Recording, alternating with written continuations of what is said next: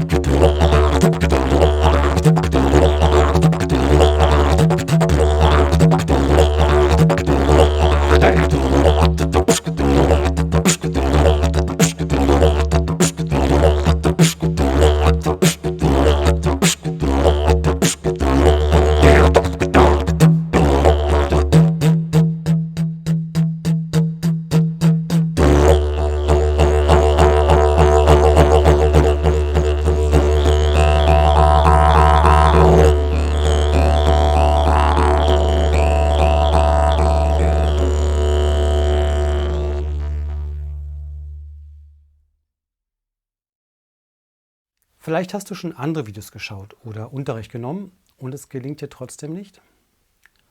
Oder du bekommst es einigermaßen hin, aber es läuft irgendwie nicht ganz rund.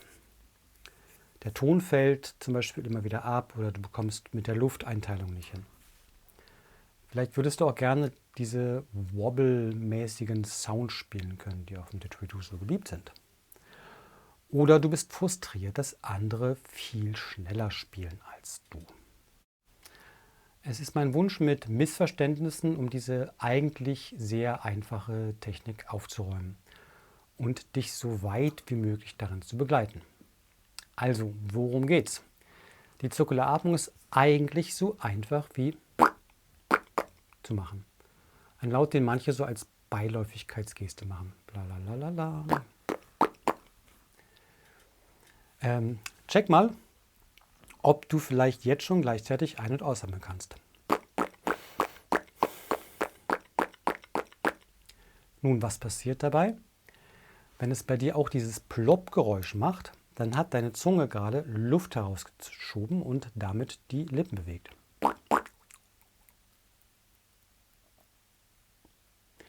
Die Zungenspitze ist dabei unten. Stelle sicher, dass du nicht aus dem Bauch herausschiebst, dann würde es anders klingen, nämlich so.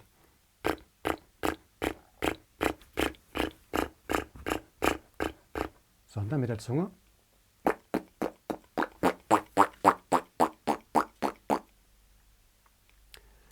Ein anderer Weg, wie du ein Gefühl für diese neue Zungenbewegung kriegen kannst, ist folgender. Du hältst deine Lippen in eine Pfeifstellung, so wie beim U, und schiebst dann mit der Zunge Luft durch die Lippen, sodass ein Pfeifgeräusch entsteht.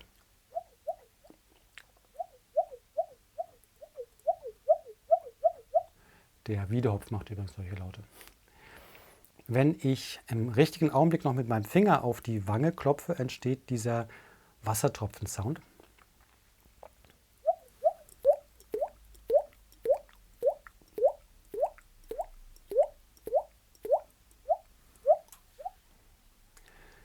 Diese Klänge schauen wir uns gleich noch genauer an.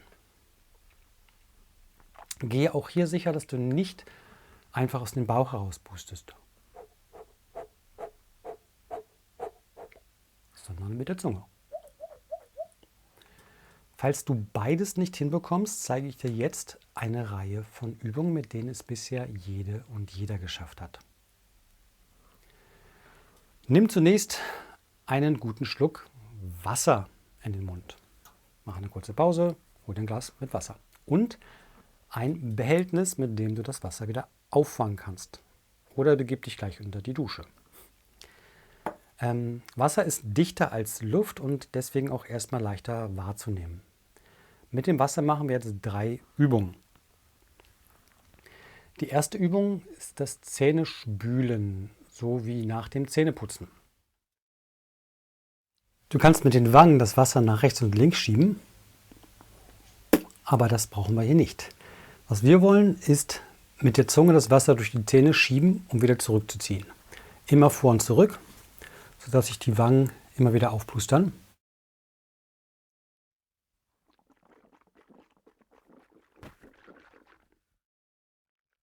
Du kannst gerne mit der Hand den untersten Teil der Zunge hier über der Larynx und den Zungenboden fühlen.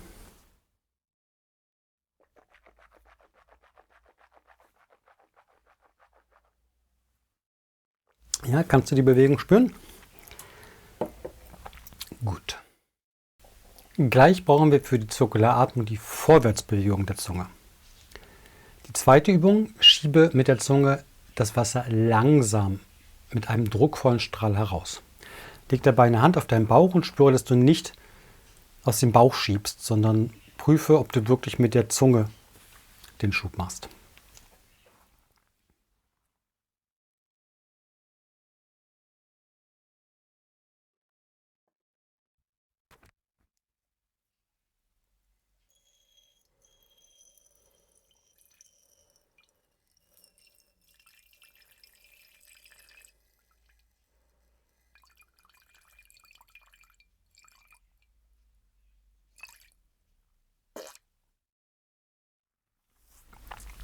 Das dauert ein bisschen, das gehört dazu. Wie du siehst, schiebe ich mit der Zunge alleine 100 Milliliter heraus. Das ist diese Länge, diese Breite und ungefähr so eine Höhe. Mit den Wangen zusammen sind es bei mir 110 Milliliter, also nur 5 Milliliter in jeder Wange. Hier siehst du also, hat die Zunge ungefähr 10-mal so viel Volumen zur Verfügung wie die Wangen. Die Wangen kommen dir vielleicht sehr voluminös vor. Doch schau mal, wie dick die Wangen bei mir sind und ich bin relativ schlank. Das ist ungefähr 1 Zentimeter. Da bleibt nicht mehr so viel Platz für Luft. Auf den meisten Blasinstrumenten verlieren wir jedoch deutlich mehr Luft, sodass so lange Zungenschübe kaum möglich sind. Eher geben wir da kurze Zungenschübe oder Stöße und atmen entsprechend kurz ein. Mit der dritten Übung kannst du erfahren, wie viele solcher kurzer Schübe mit einer einzigen Wasserladung möglich sind. Schiebe das Wasser also in mehreren Etappen heraus und atme jedes Mal kurz durch die Nase ein.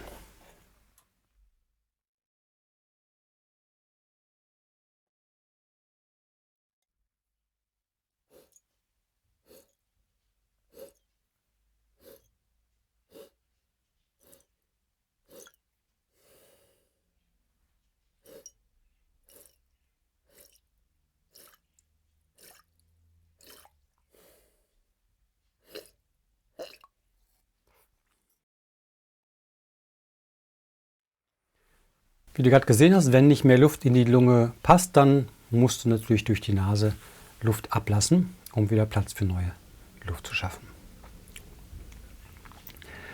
Jetzt machen wir diese 3 Übungen ohne Wasser. Vielleicht hilft es dir, wenn du dir vorstellst, du hättest geschlagene Sahne oder Schaum im Mund. Bei allen Übungen lade ich dich ein, ganz entspannt auszuprobieren, ob du vielleicht dabei schon durch die Nase ein- und ausatmen kannst. Die erste Übung war Zähnespülen.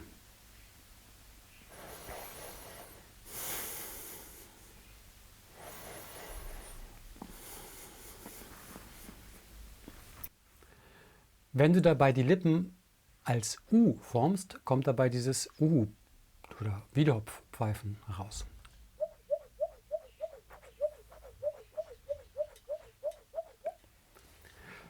Genau diesen Laut finden wir dann später im Didgeridoo als den typischen Zirkularatmungslaut, der so Wok- oder Wah-artig klingt.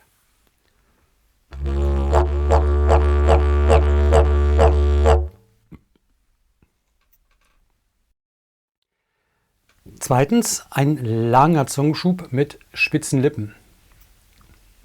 Ja. Dabei entsteht dieses lustige Pupsgeräusch. Wie lange schaffst du es denn mit einer Luftladung? Bei mir sind es so mehr oder weniger 23, 24 Sekunden mit der Zunge alleine. Und wenn ich die Wangen zur Hilfe nehme, werden es nur 2, 3, 4 Sekunden mehr.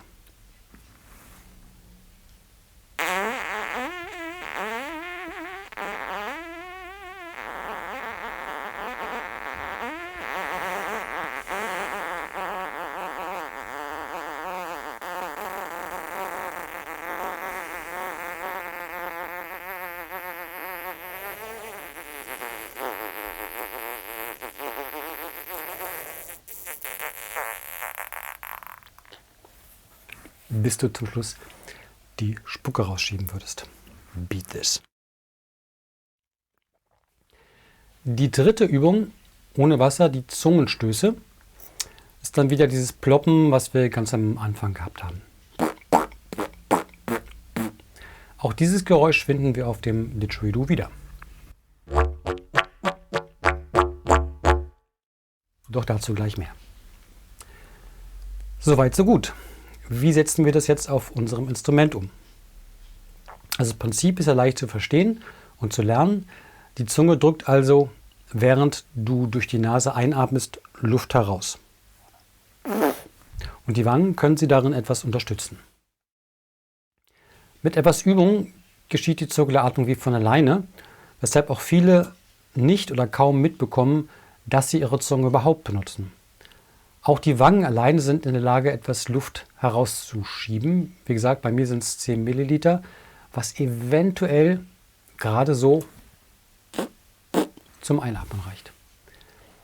Jedoch arbeitet die Zunge auch mit, wenn du die Wangen benutzt, indem sie zumindest den Mundraum verschließt. Das heißt, so wie bei dem Wort Zunge mit dem sie oben an den Gaumen geht. Meist schiebt die Zunge allerdings unbewusst mit und schiebt ebenfalls Luft heraus. Ohne Zungenverschluss wäre das eine Bewegung von A zu E. Ai, ai, ai, ai. Oder mit Zungenverschluss.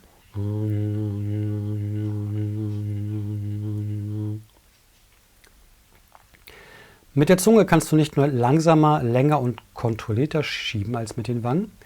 Du kannst sie auch viel, viel schneller bewegen. Mein Rekord liegt bei 300 Atmungen pro Minute.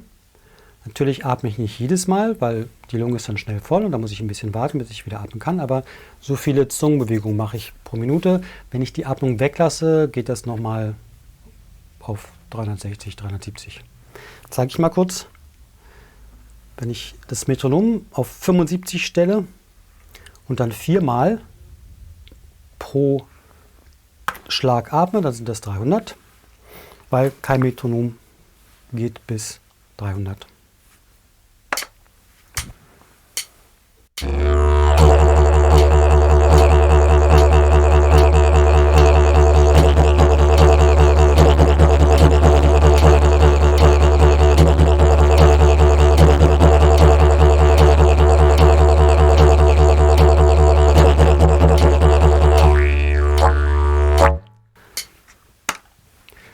Beat this.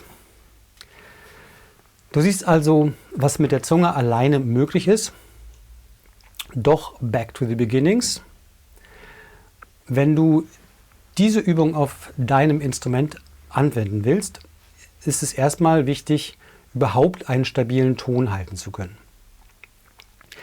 Dafür gibt es für jedes Instrument gute Informationen im Netz. Beim Didgeridoo ist es wichtig, dass du die Lippen nicht zu viel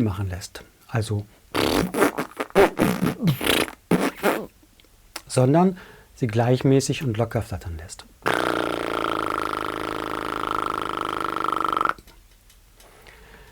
Ebenso wichtig ist es, dass du sie einigermaßen gestrafft hältst, ohne dass du sie aufeinander presst. Um einen guten Ansatz zu üben, benutze ich gerne Obertöne mit Vokalen. Auch dazu gibt es gute Übungen. Ein paar meiner persönlichen Tipps stelle ich euch in einem anderen Video vor. In der Beschreibung habe ich meine Anleitung mit Hörbeispielen verlinkt. Für das Umsetzen des Zungenschubs auf das Didgeridoo empfehle ich 2 Wege, die beide zum selben Ziel führen und sich gut ergänzen. Erstens der Weg der Atmung und zweitens der Weg des Sounds. Beim Weg der Atmung steht die Atmung an erster Stelle und dass der Ton nicht unterbricht. Und die Tonqualität ist erstmal egal. Du quetscht dir sogar absichtlich mit einem zu engen Ansatz, also mit zu engen Lippen und einem furzigen Ton die Luft heraus, während du durch die Nase einatmest. Ja? Dann atmest du mit lockeren Lippen und Grundton über ein weiches Ngo wieder aus. Ngo. Das wie wir bei Zungenatmen. Ngo. Du hast also 1 Einatmung und Zungenschub und 2 Ausatmung und Grundton. Und um es dir am Anfang leichter zu machen, kannst du gerne die Wangen mit zur Hilfe nehmen, denn so hast du etwas mehr Luft im Mundraum zur Verfügung. Und selbst wenn du die Wangen nur auflässt, hilft das. Also.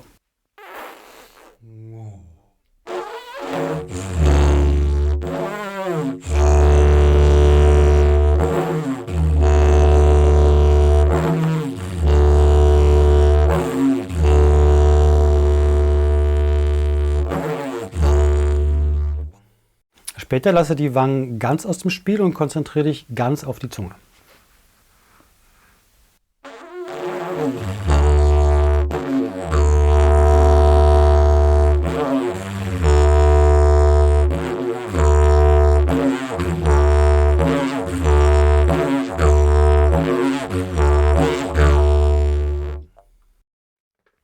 Falls du vergessen haben solltest, wie es geht und statt der Zunge du aus dem Bauch schiebst, geh immer wieder zurück zu deinem Startpunkt, zum Beispiel dem Ploppen, und achte vor allem darauf, dass du nicht hyperventilierst, also mach auch mal eine Pause. Wenn dir der Übergang vom Zungenschub und der Einatmung zum Grundton schwerfällt, habe ich noch eine Übung für dich. Mach einmal einen wirklich langen Zungenschub, solange du kannst, und atme nur in der Mitte kurz ein. Du schiebst also mit der Zunge länger, als du einatmest.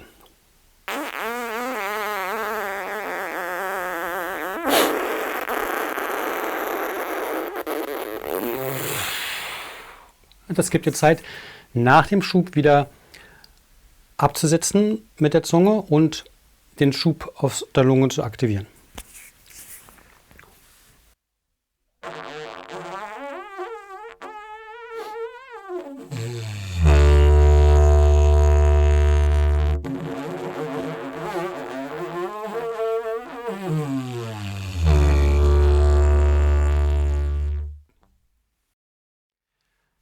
Auf dem Didgeridoo, gerade wenn wir den Grundton treffen wollen, müssen wir das natürlich schneller spielen.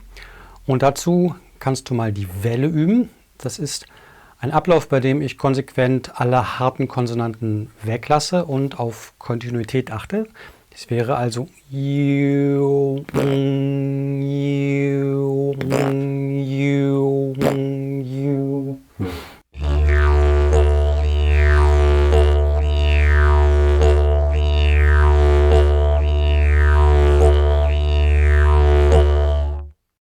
Wenn du es noch ein bisschen schneller machst, dann wird daraus ein Jo, Jo, Jo, Jo, Jo.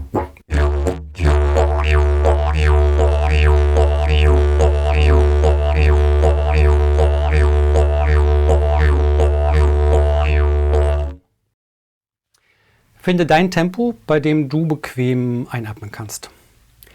Jetzt brauchst du eigentlich nur noch die Anspannung in den Lippen wegzulassen, wie ich es gerade schon gemacht habe, um vom Pupsgeräusch zum Grundton zu kommen. Also von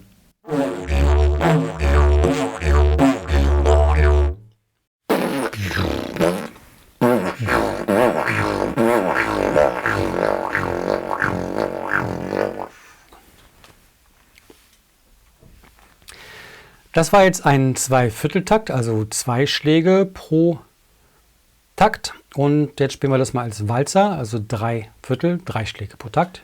Jo, jo, jo, jo.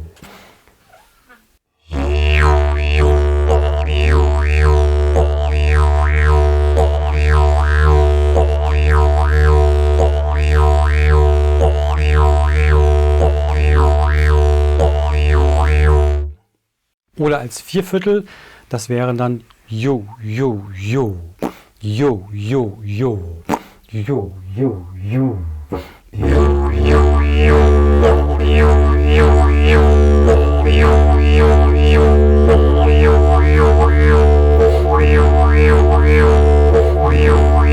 Jo. Beim Weg des Sounds dagegen ist die Atmung erstmal egal. Und du spielst dafür einen klaren Grundton mit deutlichen Zungenschublauten. Diese Sounds können sehr unterschiedlich klingen. Je nachdem, wie doll du mit der Zunge schiebst, hörst du nur den Grundton oder ein dezentes Wow oder Wak, Wak oder Quack oder es wobbert regelrecht. All diese Begriffe, die du findest, sind nur lautmalerische Beschreibungen für das, was du da unten hörst. Also für die Klänge, die die Zunge und auch ein bisschen die Wangen entstehen lassen. Bitte verwechsle das nicht.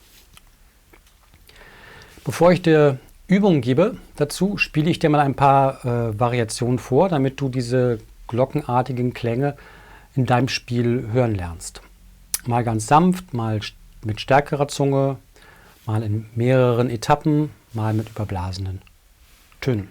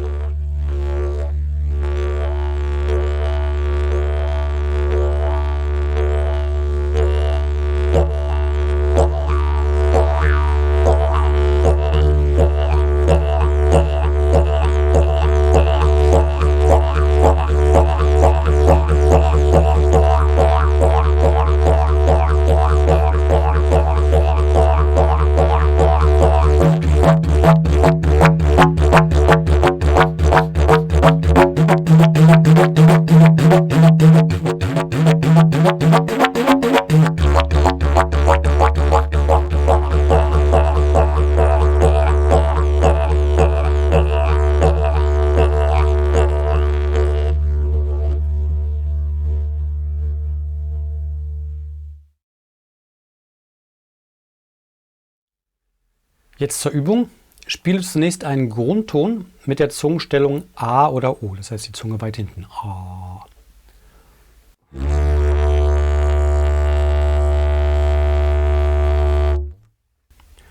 Erinnerst du dich noch an den Wiedehopf?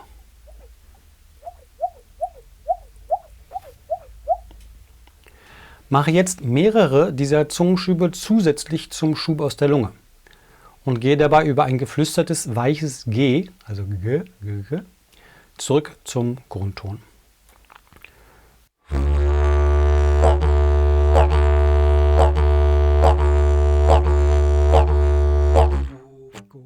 Go, go, go, go. Erinnere dich daran, dass du keine Stöße aus dem Bauch machst. Also nicht.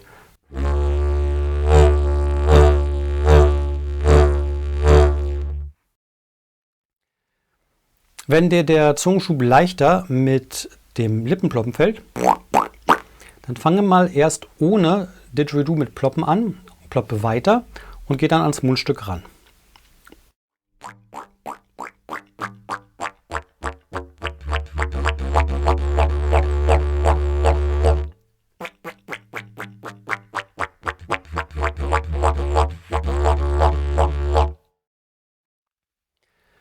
Dann entspann die Lippen so weit, dass du den Grundton findest.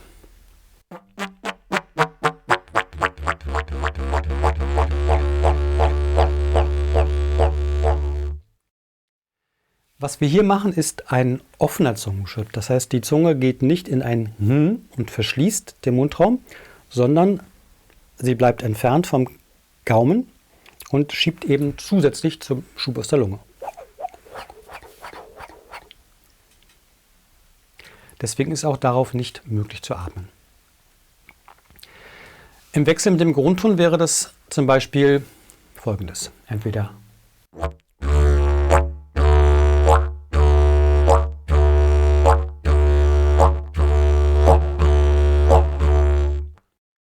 oder umgekehrt. Go, go, go, go.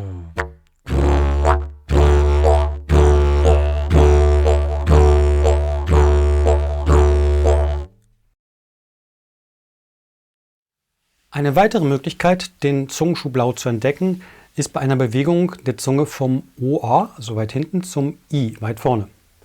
Wenn du das mit flacher Zunge machst, entstehen dabei Obertöne. Wenn du die Zunge nur etwas steiler stellst, entsteht zusätzlich dieser Wok-artige Laut durch den Zungenschub.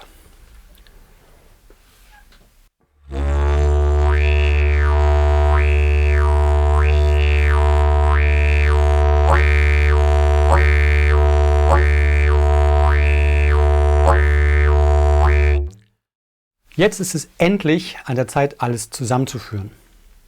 Du bringst also die Einatmung durch die Nase und den Zungenschublaut mit lockerem Grundton zusammen und wechselst mit der Ausatmung und längerem Grundton ab. Beim Ploppen landen wir mit der Zunge meist an den Zähnen und schneiden damit den Luftstrom ab. Es entsteht eine Pause.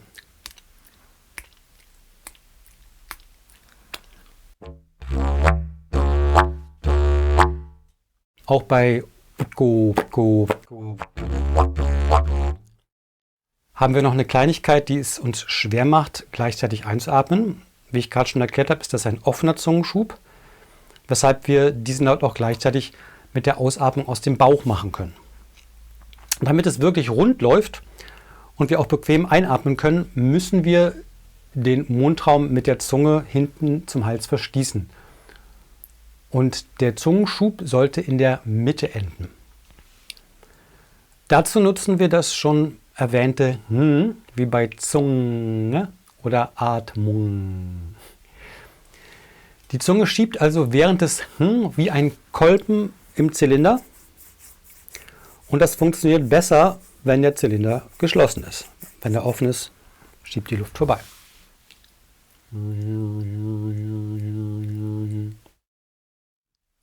Es ist wichtig, dass du die Atmung von Anfang an in den Rhythmus integrierst.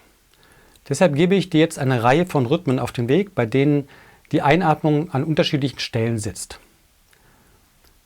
Beim ersten atmest du auf dem 4. Schlag.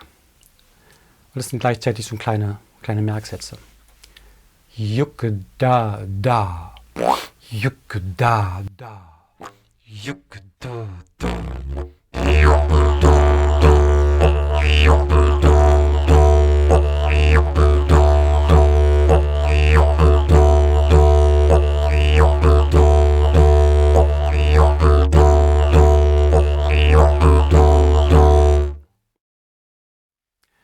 Ein Hm haben wir auch in dem Namen Angela. Den nehmen wir jetzt mal für einen kleinen Rhythmus. Go, Angela. Auf der ersten Silbe von Angela passiert der Zungenschub und du atmest auf die 2 ein. Go, Angela, go, Angela.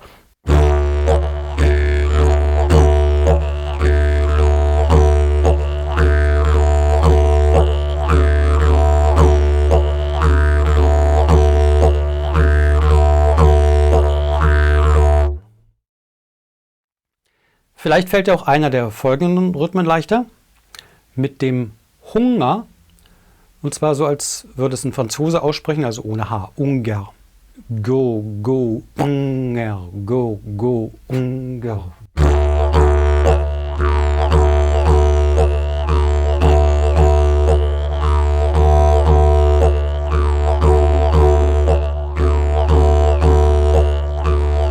Go, go, go, go. Mit dem Wort Engel, der Engel da, der Engel da, da hat man wieder auf die 2. Der Engel da.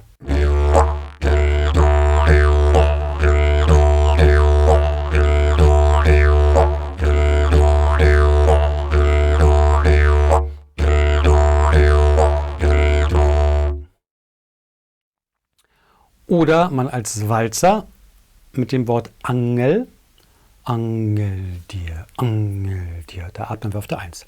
Angel dir.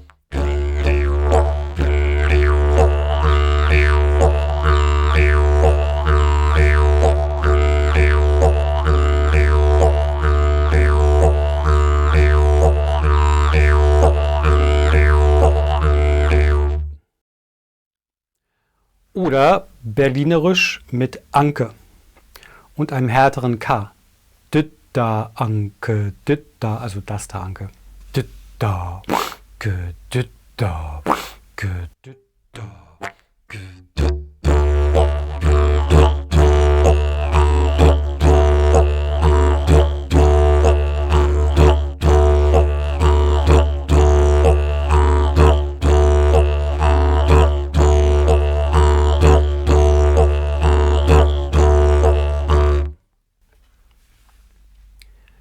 Im Grunde habe ich dir jetzt damit alles gegeben, was du zunächst brauchst, um die Zirkulatmung zu lernen oder dir bewusster zu werden, was du dabei tust. Falls es jetzt immer noch nicht ganz rund läuft, gib dir erstmal etwas Zeit. Meist hilft es mal 5 gerade sein zu lassen, tauche in die Rhythmen ein, verliere dich im Sound und lass dich von deinem Instrument davon tragen. Packe also mal das Üben ruhig ins Regal. Dann passiert es meist fast von ganz allein, dass der Ton nicht mehr abreißt. Einen letzten Tipp habe ich noch für dich. Die Einatmung wird dir eventuell leichter fallen, wenn du die Ausatemphase verstärkst oder verlängerst. Warum das funktionieren kann, erkläre ich dir in meinem zweiten Video. Du kannst zum Beispiel diesen Rhythmus nehmen. Go, go, go, go, go, go, Angela. Go, go, go, go, go, go, Angela.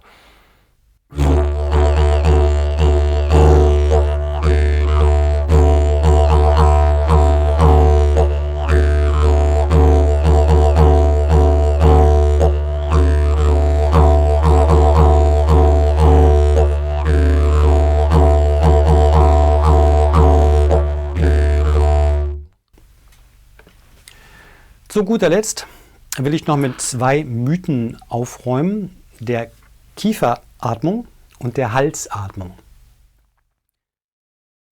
Eine Kieferaufwärtsbewegung kann hilfreich sein fürs Feeling, weil die Zunge nun mal am Kiefer befestigt ist.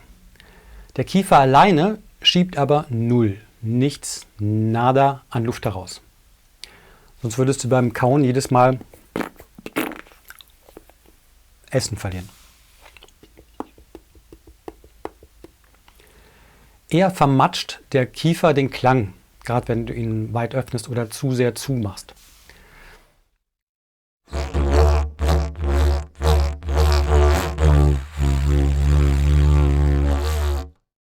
Oder gar aufeinander beißt. Manche glauben auch, der Hals hätte etwas mit der Zirkularatmung zu tun.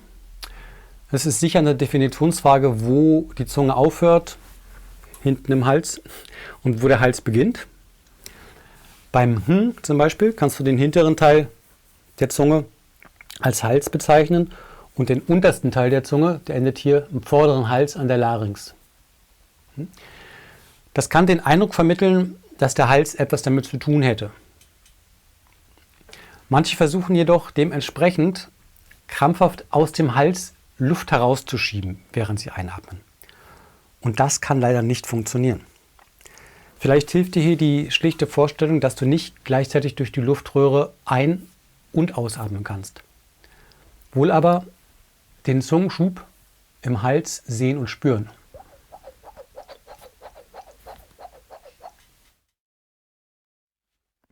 Im zweiten Teil meines Kurses kannst du lernen, wie du mit der Zwerchfellstütze und der passiven Einatmung quasi wie von alleine Luft bekommst. Außerdem zeige ich dir, wie der Bounce Breath deinem Spiel deutlich mehr Power geben kann. Im dritten Teil erfährst du auch, wie du mit den Atemsounds schneller spielst und die sogenannten Wobble Sounds kreierst. Ich hoffe sehr, es hat dir gefallen und dich vor allem weitergebracht. Gerne begleite ich dich auch ganz individuell oder live oder im Online-Unterricht. Wenn du mich unterstützen willst, dann lasse gerne einen Like da, abonniere meinen Kanal. Darüber würde ich mich freuen. Und wir sehen uns gleich im zweiten Teil. Bis gleich.